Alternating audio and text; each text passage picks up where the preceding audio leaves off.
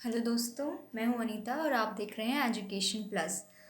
आज हम करने जा रहे हैं letter writing. Letter writing, as you know, letter writing में फॉर्मल लेटर होते हैं और इनफॉर्मल लेटर होते हैं। तो फॉर्मल लेटर जो होते हैं वो प्रोफेशनल लेटर्स आते हैं इसके अंदर। जैसे हम स्कूल्स में लिखते हैं, जो हम एडिटर्स को लिखते हैं, जो हम कंप्लेंट्स करते हैं, जो हम जॉब के लिए लिखते हैं, वो सब जो लेटर्स होते हैं वो फॉर्मल लेटर कहलाते हैं। जबकि इनफॉर्मल लेटर वो लेटर्स होते हैं जो हमें जो हम फैमिली, रिलेटिव्स, फ्रेंड्स को लिखते हैं। ठीक है। तो अभी हम इनके पहले फॉर्मेट देखते हैं कि इनको लिखा कैसे जाता है। दोनों में एक चीज़ जो कॉमन होती है वो ये होता है कि हम इन दोनों में ही लेफ़्ट कॉर्नर यूज़ करते हैं। जो हमारा एक ज़माना हुआ करता था जब हम राइट में लिखा करते थे, और वैसे नहीं चलता है, हम सारी चीज़ें लेफ़्ट में यूज़ करते हैं। तो एक अगर मैं आपको ओवरऑल चीज़ बताऊं तो हमारे एक लेटर में एड्रेस होता है, उसके बाद सब्जेक्ट होता है, सैल्यूटेशन होता है, बॉडी होती है, फिर हम ग्रैटिट्यूड और एंडिंग जो हमारी करते हैं। अब इसी के अंदर एड्रेस भी हमें दो तरीके से लिखने होते हैं। पहले हम जो होता है हमें खुद का एड्रेस लिखना होता है।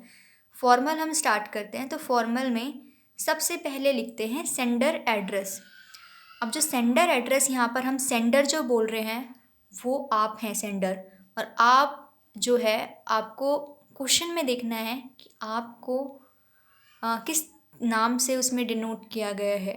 जैसे क्वेश्चन में बोला जाता है you are Ram, Shyam, Naresh, Ahmed, David, कुछ भी हो आपको क्वेश्चन में बोला जाएगा, आपको उसके अनुसार अपना नाम और एड्रेस चेंज करना पड़ेगा। ठीक है।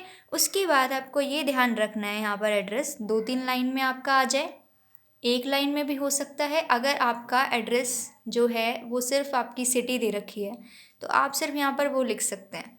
ठीक है। और अगर मान लो सिटी नहीं दे रखी है तो आप क्या लिखेंगे, XYZ सिटी।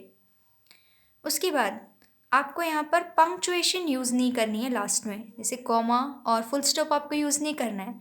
क्या करते हैं बच्चे, ऐसे लिखते हैं Lajpat Nagar comma New Delhi full stop. That is the wrong way. आपको क्या करना है, आप लिखोगे लाजपत नगर न्यू दिल्ली, ख़त्म। आपको यहाँ पर कॉमा या फुल स्टॉप नहीं लगाना है। फिर आती है डेट की बारी। तो डेट हम कैसे लिखते हैं, आपको लिखना नहीं है यहाँ पे अलग से कि डेट फिर आप कॉलन लगा के लिख रहे हैं, डेट नहीं लिखनी है, डायरेक्ट डेट लिखिए। डेट पहले जैसे हम नोटबुक में अपने इस तरह से लिखते हैं तो ये गलत तरीका है, इसको नहीं लिखना है। डेट लिखने का तरीका होता है 10 मई 2020, May 10 2020, दोनों में से आप कोई सा भी यूज़ कर सकते हैं। उसके बाद आपको एक गैप देना है। गैप देने के बाद आपको लिखना है रिसीवर एड्रेस। रिसीवर एड्रेस यहाँ पर उस एड्रेस उनका लिखना होता है जो आपको बोला जाता है लिखने के लिए, जिसको आप लिख रहे हो लेटर। ठीक है। क्वेश्चन में आता है write the letter to the director, तो आप यहाँ पर सबसे पहले एड्रेस करेंगे द डायरेक्टर। फिर वो डायरेक्टर कहाँ के हैं आपको वो लिखना है। If the city is given, आपको सिटी भी लिखनी है। ठीक है। और अगर नहीं दिया गया है, सिर्फ आपको ये दिया गया है वो कहाँ के प्रोफेसर हैं, कहाँ के डीलर हैं, कहाँ के एडिटर हैं, आप सिर्फ वो लिख दीजिए। 2 लाइन में भी एड्रेस चलता है। उसके बाद आपको एक लाइन का गैप देना है। फिर आपको सब्जेक्ट लिखना है, सब्जेक्ट की फुल स्पेलिंग आएगी। उसके बाद आप कॉलन लगा के अच्छे से अपना एक कॉन्साइज सब्जेक्ट लिखिए। ठीक है। सब्जेक्ट ज़्यादा बड़ा नहीं होना चाहिए, आपको ध्यान रखना है। उसके बाद आपको गैप देना है। फिर आपको सैल्यूटेशन मीन्स आप जिसको भी लेटर लिख रहे हो आप उसको किस तरह से एड्रेस कर रहे हो। अगर आपको नाम दिया गया है तो आप लिखोगे डियर रमेश, डियर सुरेश। अगर आपको नहीं दिया होगा तो आप लिखेंगे सर और मैडम। यहाँ पर आप डियर सर, डियर मैडम भी लिख सकते हैं। फिर आता है, फिर हमें गैप देना है वापस। यहाँ पर हम हर चीज़ के बाद गैप दे रहे हैं, आपको ध्यान रखना है, वो गैप भी इम्पॉर्टेंट है। तो यहाँ पर गैप मतलब एक लाइन का स्पेस है सारे गैप्स में। अब यहाँ पर बॉडी जो है हमारी, क्योंकि हम 3 पैराग्राफ में डिवाइड करेंगे बॉडी को, आप 4 पैराग्राफ में भी डिवाइड कर सकते हो। तो हम जो है 3 पैराग्राफ में कर रहे हैं और हर पैराग्राफ के बीच में एक लाइन का स्पेस आएगा।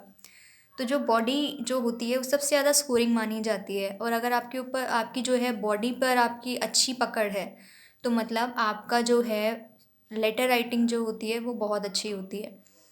तो जो बॉडी है उसके फर्स्ट पैराग्राफ में हम क्या करते हैं, हम लिखते हैं reason of the letter. Reason of letter मतलब क्या होता है कि जैसे आपको मान लो क्वेश्चन था, write the letter to the editor showing your concern about the frequent accidents that are taking place in your area. ठीक है, रोड एक्सीडेंट्स। तो आपको इसी में बता देना है कि I would like to draw your kind attention towards the frequent road accidents that are taking place in our area. आपने मेन चीज़ यहाँ पे बता दी है कि रोड एक्सीडेंट्स के बारे में आप अपना कंसर्न दिखा रहे हैं यहाँ पर, वो हो गया आपका रीज़न। नेक्स्ट वाले जो आपका पैराग्राफ होगा जो एक स्पेस के बाद आएगा, उसको आपको क्या लिखना है, आपको उसके अंदर डिटेल्स लिखना है। यहाँ पर हम किसके बारे में, रोड एक्सीडेंट के बारे में लिख रहे थे, तो रोड एक्सीडेंट को ही आपको यहाँ पर बताना है। रोड एक्सीडेंट जो होते हैं क्यों हो रहे हैं, कोई रीज़न है, जो रीज़न है आप बताइए। सजेशन अगर आप कोई अथॉरिटीज़ को देना चाहते हैं तो आप वो लिखिए। फिर आपको वापस एक गैप देना है, आप इसको एलॉबरेट करके लिखिए, ठीक है, क्योंकि आप इसमें 2-3 लाइन ही लिख पाएंगे, फिर इसमें आप एलॉबरेट करके इसमें भी आप 2-3 लाइन ही लिख पाएंगे। तो एलॉबरेशन के बाद आपको इसमें लिखना है कंक्लूजन। कंक्लूजन में मतलब जो भी हमें काम करवाना होता है, हमें उसे एक पॉजिटिव फीलिंग के साथ उसे करवाना चाहिए। हमें असर्टिव नहीं होना है, हमें मतलब ज़ोर नहीं लगाना है किसी पर, ठीक है। कई केसेस होते हैं जिसमें हम थोड़ा सा असर्टिव होते हैं, बट लेटर में आपको अपना एक पॉजिटिविटी शो होनी चाहिए आपके लेटर में। फिर आपको गैप देना है, फिर आपको यहाँ पर थैंकिंग यू लिखना है, ग्रैटिट्यूड अपना, फिर गैप देना है, फिर आपको योर्स में वाई कैपिटल आएगा, फिर ओबीडियंटली, सिंसियरली, ट्रूली, फेथफुली। यहाँ पर आपको ध्यान देना है कि जैसे ये जो ओबीडियंटली होता है ये तब आता है जब आप प्रिंसिपल को लिख रहे होते हैं, टीचर को लिख रहे होते हैं, अपने डीन को लिख रहे होते हैं। सिंसियरली तब आता है जब आप किसी ऐसे आदमी को लेटर लिख रहे होते हैं जिसको आप जानते हैं मतलब उसके बारे में आप अच्छे से, आपकी जान पहचान है। ट्रूली और फेथफुली जो होते हैं ये दोनों तब, ये एक इंटरचेंजेबली आप यूज़ कर सकते हैं। ये तब लिखते हैं जब आप नहीं जानते हैं, आप आदमी का नाम नहीं जानते हैं, आप उसके बारे में नहीं जानते हैं, तो आप ट्रूली और फेथफुली लिखेंगे।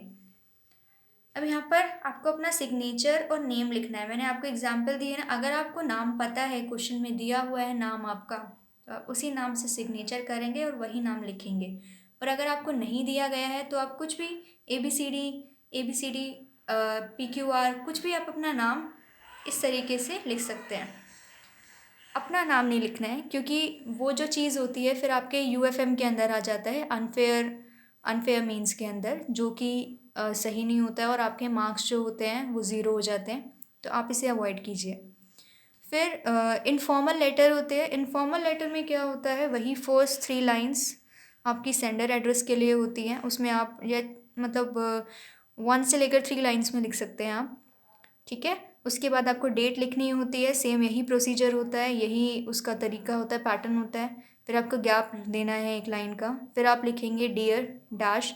इस डैश में आप, मैंने यहाँ पे लिखा है तो यहाँ पे मतलब अब जैसे क्वेश्चन होता है write the letter to your father, write the letter to your brother, वो आपको यहाँ पे लिखना है। आप किसको लेटर लिख रहे हैं वो आपको यहाँ पे लिखना है डियर के बाद। फिर गैप देना है। गैप के बाद मैंने यहाँ पर भी बॉडी को 3 पार्ट्स में डिवाइड कर लिया है।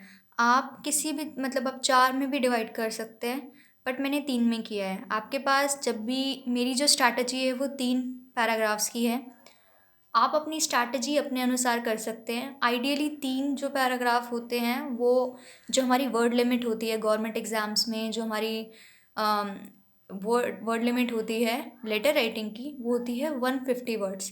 तो उसके हिसाब से हमारे 3 पैराग्राफ्स जो होते हैं वो आइडियल होते हैं। तो इन इनफॉर्मल लेटर हम क्या करते हैं, जो फर्स्ट पैराग्राफ होता है हम उसमें अगले आदमी से उसकी हालचाल पूछते हैं।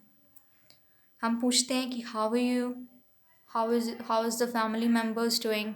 फिर हम अपने बारे में भी बताते हैं। जैसे हम नॉर्मली अगर किसी को मिलते हैं कैजुअली तो हम यही तो पूछते हैं ना कि आपके क्या हाल चाल हैं और आप ठीक ठाक तो हो।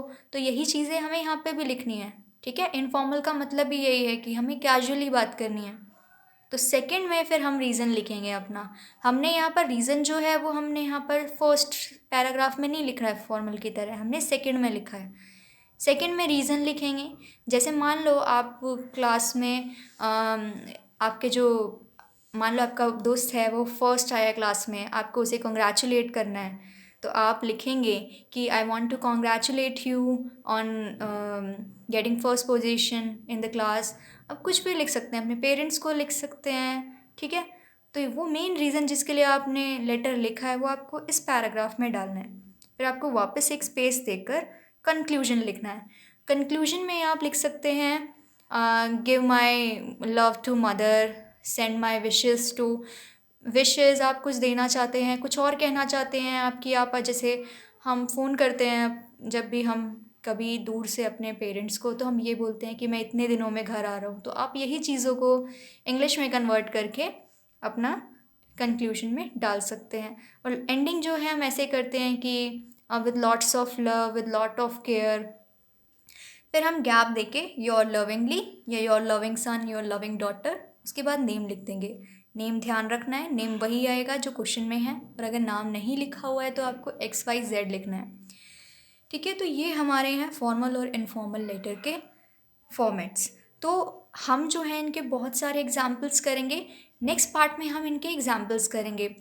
तो आपको अगर वीडियो में कुछ भी आपको ऐसा लगा जो आपको समझ नहीं आया, आप कमेंट बॉक्स में जाके आप लिख सकते हैं, और मैं जितना फास्ट हो सकेगा मैं उतना क्विक रिप्लाई आपके पास भेजूँगी। और मैं उम्मीद करती हूँ आपको वीडियो जो है आपको हेल्प करेगा आपके गवर्नमेंट एग्ज़ाम्स में भी, आपके 11th-12th के एग्ज़ाम्स में भी, आप इनको 9th-10th के एग्ज़ाम्स में भी यूज़ कर सकते हो। तो आई होप ओवरऑल आपको ये बहुत हेल्प करेगा। और मैं नेक्स्ट जो वीडियो होगा उसमें लगभग 13 मैं लेटर्स लाऊंगी आपके लिए, जो कि डिफरेंट डिफरेंट टाइप्स हैं of the formal and informal type. So I hope you will like it. Thank you.